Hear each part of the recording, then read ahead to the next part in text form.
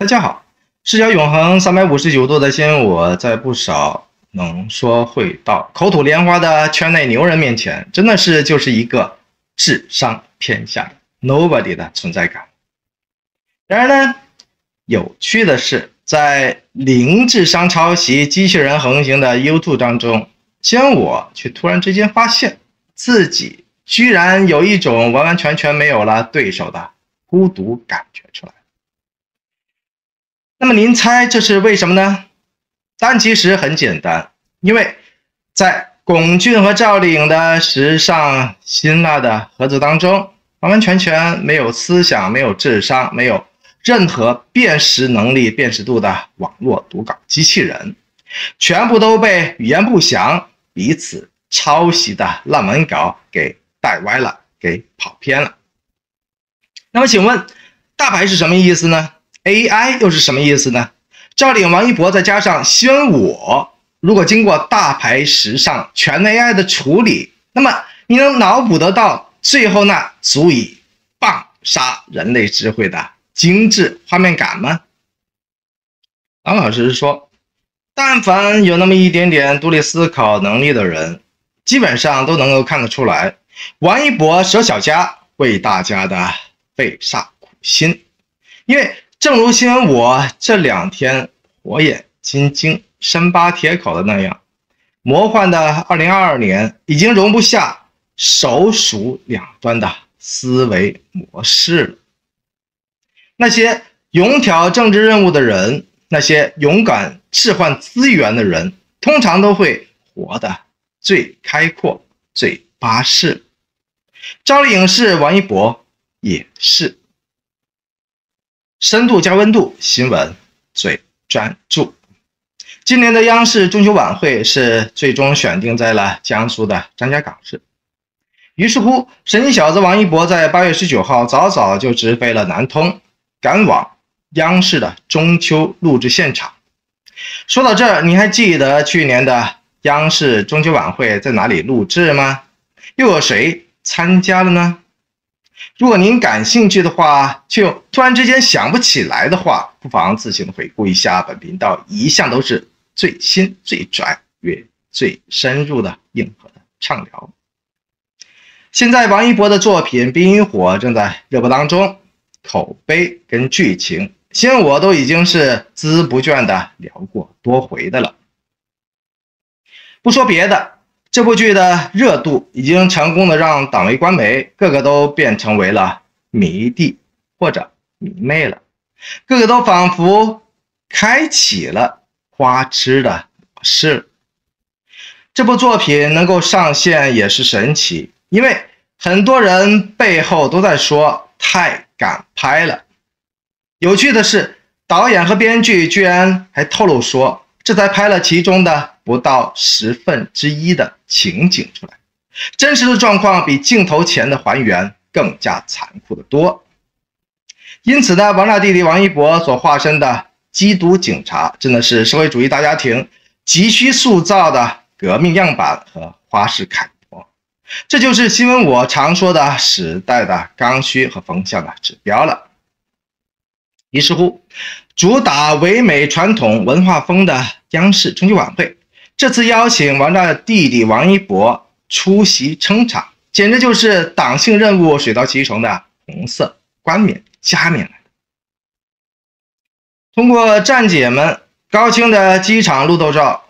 我们都可以清清楚楚的看得到，这个行色匆匆的王一博一如既往的从头包裹到了脚，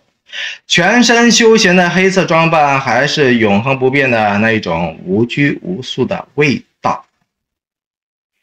黑色渔夫帽配上黑色印花 T 恤，外加上经久不衰的黑色大胯裤，还有最近出镜率比较高的鞋子，一穿就是大半个月之久。随心随性，自始至终都是王一博的这一种标志符号了。这种符号在王大姐姐赵丽颖的身上其实也是能够随时随地可以找得到的。例如赵丽颖跟龚俊最新一波的时尚轰炸，赵丽颖的特色依旧是那么的霸屏抢眼，看不懂的只是那些没有辨识度的读稿机器人了。话说这回赵岭和龚俊时尚的合体，第一感觉或许就是吓人感，有人甚至以为是《咒怨》的封面重新翻拍了。说实话，这个眼神新闻我真的是要先赞一赞，因为2只手掌以上的鬼片封面的确都用过这么一种粘连再加上导影的构图的方式。然而呢，雅与俗之间有时候真的是的确拥有着银河系般的距离感。如果只会简单抄袭和恶意复述的话，是无法正确发现、精准描述赵丽颖的标志性的符号的。要知道，赵丽颖的颜值属于一眼惊艳的那一种惊鸿美感，外加耐看型和可爱型的复合搭配，是毫无攻击性的时尚封面第一选择。所以呢，赵丽颖跟龚俊的这一次合体构图，非常考核吃瓜观众们的浅层审美。也就是说，如果大家伙只看到了龚俊，完全忽略了下面的这个人的话，那么恭喜您，吓人的感觉就出现了。这就是遣词达意倒装句的那一种神奇的烧脑起效了。因此，浅层审美太浅的话，赵丽颖真的就是给龚俊抬咖了，或者说赵丽颖就是被压翻了。在视角永恒359度，观点永恒，与别不同的新闻我的眼里，如果大家伙儿都能够了解一下 AI 的概念的话，或许就能够一眼就能够把大牌杂志的小心机给吃准了，顺带着第一眼就能够看得到赵丽颖了。因为如果先我为您呈现了一张全 AI 处理过的赵丽颖、王一博再加上新闻我的创意图片的话，您就肯定知道地球创意跟火星创意的真实的距离感了。因为不吹不黑才是人类智慧的真正的底线所在。当然了，先评后测，一言盖之的话，这次龚俊上女王下的大牌的构图，新闻我只能说真的是铁打的赵丽颖，流水的流水侠了。这感觉仿佛改了一改其中的关键字的话，同样也是很有趣兼很有效的，那就是铁打的王一博，流水的乐华人。那么为什么视角永恒359度，观点永恒，与别不同的新闻我会这么说呢？答案其实很简单，因为大家伙都知道，而且新闻我也早就提到过了，乐华的演唱会早就定在了8月底了。结果呢，就是因为王一博的这一次中秋的行程，一切家务事儿都不得不推迟了。要知道，乐华的演唱会其实就是绿色香菜的海洋，就是香菜小子王一博的个人的演唱会来的。喜欢掏腰包花重金的铁杆摩托粉丝们，基本上都是冲着王炸小子来的。如果主角不现身，那么乐华家庭的大家欢乐秀就实实在在是无人买单的了。中秋晚会是国字号的节目来的，乐华派对呢则是小家子的游戏来的，孰重孰轻一目了然了。鬼聪明的这个王一博比谁都跑得快，也比谁都跑得明白。毕竟新闻我铁口聊到过的这个电影圈，现在真的是麻烦多一团糟了。只有红色任务才是最伟光也最安全的地方来的。话说，这次央视的中秋晚会彩排早在14号就已经是陆续开跑了，重磅嘉宾也都逐一的亮相了。这个国字号的场合，无疑就是去年新闻我聊的最多也聊得最欢的洗白白的安全党来的。要知道去年整个的娱乐圈都是黑云压城城雨吹的那一种压抑感，能够顺顺利利的进入到这个国字号的中秋晚会当中，简直就是救命稻草一般的既视感来的了。那么说到这儿，去年的这个时候，王炸姐弟云匪夫妇到底是谁死死的抓牢了这根救命稻草的呢？不太记得的您，真的要仔仔细细的回顾一下本频道的硬核的相关内容。今年的王一博，即便今年遇上的电影圈真的是有点乱，也有点魔幻，却依旧受到了主流媒体的一致的广泛的关注，以及主流晚会的一致的积极的邀约。而且王一博正在热播当中的时代正剧，